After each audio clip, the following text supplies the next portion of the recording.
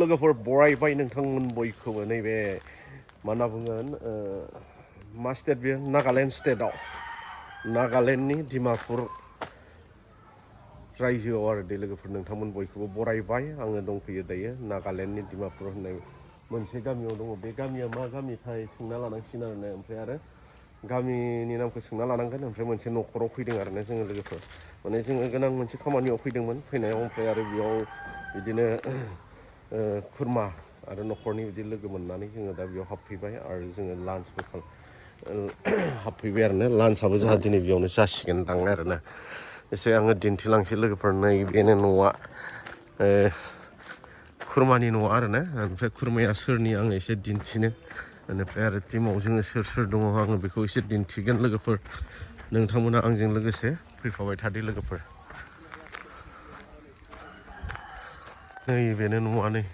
जे खुरमानि न'आ न' पुरा बिल्डिं बनायगासिनो ओमफ्राय आरो जोंना नै टिमा मा फिथाइ बियो जामाइकान होद जोंनियावबो दङ ना माथो बे दंफाङालाय ना गैया नुनाय नुदों माथो मा फिथाइ होनदों आदै बियो जामाइकान मा बैनो जामाइकान जामाइकान फिथाइनो लोगोफोर नै बेयो नै बरिया गोथाव दा ना मुलियानो मुलि दङलै माथो बिसानाव बा बेलाय जोंनिया टिमा नै लोगोफोर बिथांमोनानो नै जोङो खौसे फैबाय नैबे लोगोफोर आमलाइ गोथै होनना बुङो आरो नैबेखौ नैबे जाहैबाय जोंहा बियो फेटि लिभारनि थाखाय एक नम्बर मुलि आरोना लोगोफोर आरो बेखौ माबायदि लोंनांगौ नोंथांमोना मिथिखायो आरो जुदि नोंथाङा फेटि लिभार जादोंब्ला बेखौ मास मोनसे इउज खालाम आरोना लोगोफोर नोंथांनि फेटि लिभारा सेस साफा जागोन आरोना कमला सोलोंलायबाय लोगोफोर बेयाव फैनानै नैबे जाहैबाय थालिर गोमोनखौ हानानै फोराननाय आरोना लोगोफोर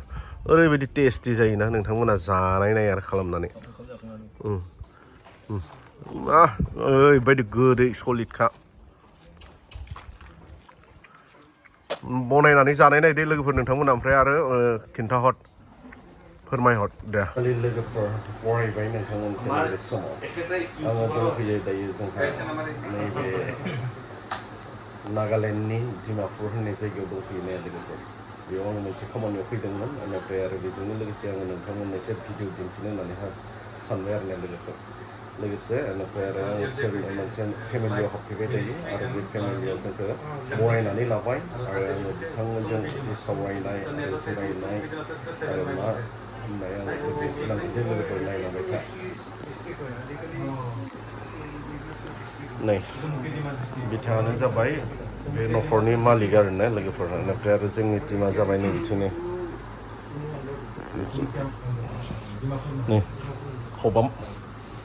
कमल बसुमतारी ओरैनो खाजयबो होनना बुङो बेखौ बेसोरो ओंखाम उखैना दुरबल जालायबाय दै एखेयाव सामफु जानायानो मैया उखैबायनो दा मा मोनजायो एसे दिन्थिलांसै दे लोगोफोर नोंथांमोननो जानायाव बाहागो लानोसै जोङो उखैबाय आरोना लोगोफोर जानायाव बाहागो लानोसै नै जोंनो थारमाने नै बिथांमोननि परियालाव जोङो फैबाय बिथांमोना जोंखौ ओरैबायदि फुजिबाय आरोना मोजां जोंखौ होनबाय बेनिफ्राय जोंनो जानाय नै बिदि रेडि खालामनानै होबाय नै जानायफोरा लोगोफोर दिन्थिनोसै आं एसे नैबे चिकेन बेनिफ्राय आरो नैबे बेम्बुजों पर्क बेनिफ्राय आरो नैबे गोथाव लाजिनाङा दे नोंथांमोन थिखांफिन लाजिनाङा जानोसै लोगोफोर नोंथांमोना लुबैनांला आरो दै लोगोफोर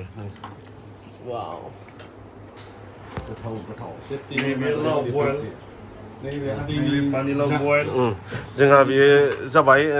माने उदालगुरिनिनोमोन आरोना बिथांमोननि माबाया मा होनना बुङो बिफाया खिन्थु बिमाया नागालेण्डनियानोमोन आरोना सनाय बाथाबारिनिमोन नैबे जोंहा टाक्लाक्ला नुदोंना नैबे आदा जेरेमियानि बिफानि बिदानि फिसाला ना बिफंनि माने जेरेमिया आदानि बिफानि बिफंनि फिसालामोन आरो दे बिथांमोना दा बिथांमोना डिमापुरावनो शिफ्ट जाबाय दा दिनै जोङो बेयावनो आलासि जाफैबाय आरो ने लोगोफोर दे अब्ला लोगोफोर नायलांबाय था दिन्थिलांबाय थागोन स्पेसियेल लान्च लोगोफोरनो जोंहा लान्चआव मा दङ आङो दिन्थिनोसै लोगोफोर नोंथांमोननो बेनिफ्राय गोथावना ओइ एवनो हागोन ओइलाय बिथिंसैब्रा लान्चआव जोंहा नै स्पेसियेल नैबे सालाद थाबाय बेनिफ्राय आरो पापर बेनिफ्राय आरो नैबे चिकेन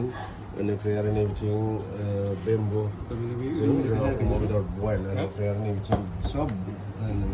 बयल आरो ने बयल भेजिटेबल दालि जानोसै लोगोफोर नोंथांमोना लुबैनो हादे लोगोफोर आंबो जानोसै आङो बेसांखिनिखौनो नोंथांमोननो दिन्थिबाय दिनैनि लान्चखौ लोगोफोर स्पेसियेल जादो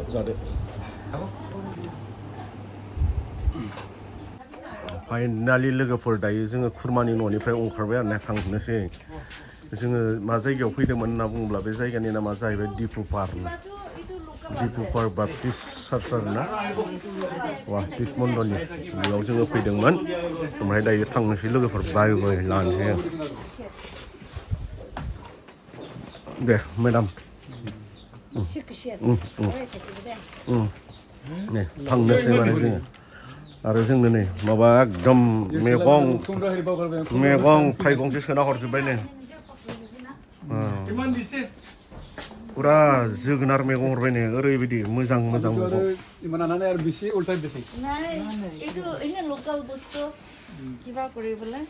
आनारस बेनिफ्राय आरो जोगोनार जोंनो हरबाय नै जोंहा आलासिया नै बिथाङानो नैबे बेनिफ्राय आरो नैबे मिसेस बेनिफ्राय आरो बैयो न'खरनि खुरमा आरोना जोंनो थारमाने बिथांमोना जोगोनार बेनिफ्राय आरो आनारस फिथाइ हरबाय आरो नै लोगोफोर दे अब्ला लोगोफोर आङो बेसांखिनिखौनो दिन्थिबाय ओमफ्राय आरो जोङो डिमापुरनि माखासे नुथायफोरखौ आङो दिन्थिनो नाजागोन दे लोगोफोर दे नायलांबाय था फाइनालि जायगाखौ सिनायदोंब्ला लोगोफोर कमेन्टआव बुंहरदो नोंथांमोना मा जायगा बियो जोङो दंफैयो नागालेण्डनि डिमापुर नोगोराव दंफैयो दे लोगोफोर डिमापुराव दङब्लाबो आङो माखासे जायगाफोरखौ दिन्थिनो हानाय नंला समनि आंखालाव जोङो मा जाहोनाव फैदोंमोन बेखौबो आङो भिडिअनि गेजेरजों बुंथ'ला लोगोफोर जास्ट डिमापुरनि भिडिअ आरो जायगाफोरखौल' आङो लामा टाउनफोरखौ दिन्थिबाय आरो ना लोगोफोर नोंथांमोननो बेनिफ्राय जोंहा डिमा सेर दङ नै बिथिं एसे नायना लादो नै बिथिं जाहैबाय नै जोंहा 5 माइल 6 माइल 12 माइल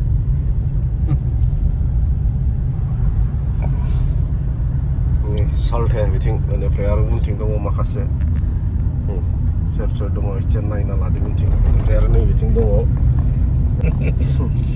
जोंनि टिमा बिदिलै लोगोफोर बबेजों नैबेजों बेजोंना सिदा बेजोंमोन जेल मोनलांगोन दा गोदाव सोराव बेनोब्रा खारायासो दा फालतु मानसि मोनसिया जेल मोनलांगोन जों जेलखौ माने बेयाव बुजार जायोमोन हनै बेयाव मोनगौमोन बेदरखौ दिनै नुवा माबा खालि जायो बियो कुरबान ना फैनाय फैलाय बे बुजारा बियो नै बिथिं जाहैबाय जियाल नागालेण्ड जियाल डिमापुरनि जियाल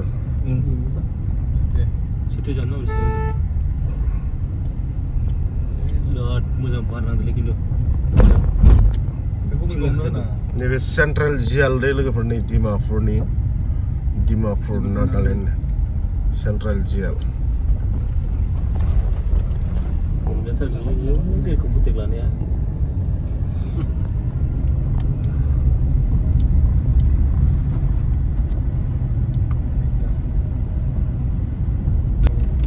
अखा हाबाय दाखालिबो अखा हादोंब्रा जायगाखौ सिनाय मोन्दोंबा कमेन्टआव खिन्थाहर लोगोफोर बियो नागालेण्डनि सिङाव थानाय डिमापुर होननाय जायगानि मोनसे जायगा आरो ना लोगोफोर आं जायगानि नामखौ बुंला नोंथांमोना सिनायदोंब्ला कमेन्टआव बुंहरबानो जाबाय आरो ना लोगोफोर अखा हाबाय दे अखा हाबाय नागा इउनाइटेड भिलेज लोगोफोरनि दा जोङो बेयाव हाबदों आरो ना बे गामियाव मा नांगौ सेस मोनजोबो अखा हाबाय स्कुल टाइममोन लोगोफोर स्कुल गनाय टाइम अखा हाबाय ओरैबायदि खस्थ' मोनदों नै स्टुडेन्टफोरा बे टाइमाव जुदि अखा हाना होयोब्ला गार्जेन आरो स्टुडेन्टफोरा ओरैबायदि खस्थ' मोनो आरो ना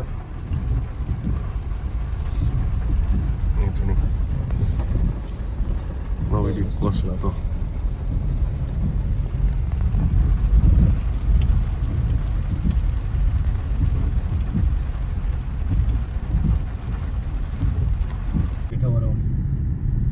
बे टावारनिफ्राय मुसिलानाव राइट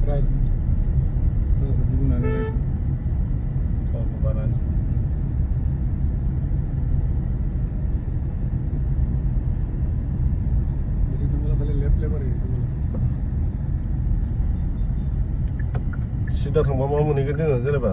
बिदिबा थंगारैनो हागोन खिन्थु जाम जायो नालाय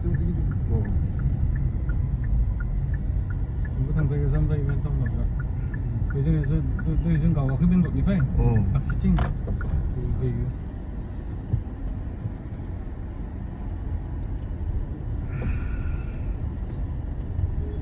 मेन डिमापुर टाउन आरोना बेनो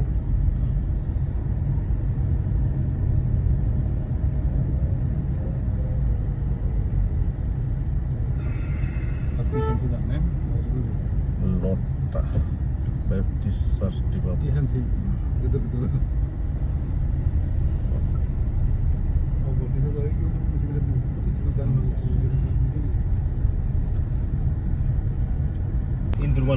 फाइनालि लोगोफोर